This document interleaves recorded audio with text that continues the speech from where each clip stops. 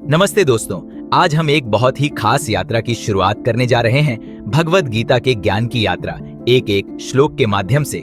आइए शुरुआत करते हैं पहले श्लोक से। धृतराष्ट्र उवाच धर्म क्षेत्रे कुरुक्षेत्रे संवेता युयोत्सवः मामका पांडवाश्चैव किम कुर्वत संजय। यह श्लोक राजा धृतराष्ट्र द्वारा बोला गया है। धृतराष्ट्र अंधे थे, लेकिन यह अंधापन सिर्फ शारीरिक नहीं था, बल्कि यह एक प्रतीक भी है। वे संजय से पूछते हैं, हे संजय, धर्म भूमि कुरुक्षेत्र में जहां मेरे पुत्र और पांडव युद्ध के लिए एकत्र हुए हैं, उन्होंने क्या किया?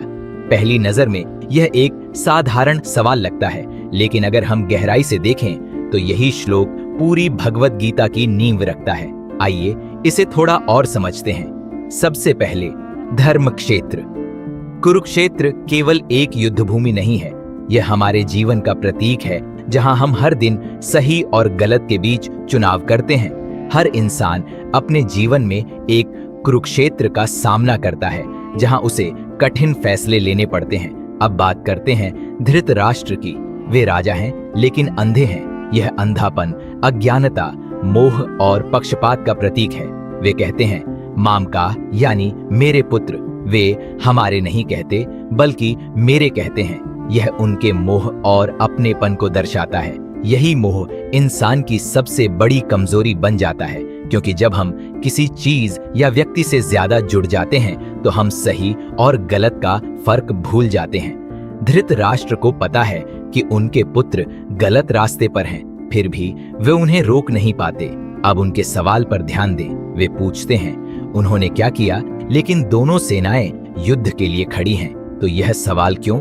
यह उनके अंदर के डर को दिखाता है। उन्हें डर है कि धर्म क्षेत्र यानी पवित्र भूमि का प्रभाव कहीं उनके पुत्रों पर न पड़ जाए। उन्हें डर है कि कहीं उनके पुत्र सही रास्ता न चुन लें। यह बहुत दिलचस्प बात है। गलत का साथ देने वाला व्यक्ति भी सही से डरता है। अब इसे अपने जीवन से जोड़कर देखें। कितनी बार हम सही जानते हुए भी गलत का साथ देते हैं, सिर्फ इसलिए क्योंकि वह हमारे लोगों का फायदा करता है। यह श्लोक हमें एक बहुत महत्वपूर्ण सीख देता है। जब हम मोह में अंधे हो जाते हैं तो हम सच्चाई को देख नहीं पाते, और जब हम सच्चाई को नहीं देख पाते तो हम परिस्थितियों पर सवाल उठाते हैं, खुद पर नहीं। भगवत गीता की शुरुआत समाधान से नहीं, बल्कि भ्रम से होती है, और यही इसकी खूबसूरती है, क्योंकि हर बदलाव की शुरुआत भ्रम से होती है।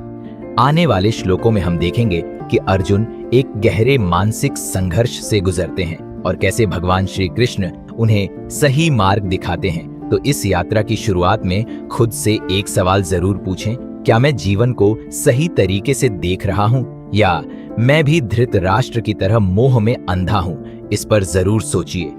अगले वीडियो में हम जानेंगे कि संजय युद्ध भूमि का वर्णन कैसे शुरू करते हैं। तब तक के लिए जिज्ञासु बने रहिए, जागरूक रहिए और सीखते रहिए। धन्यवाद।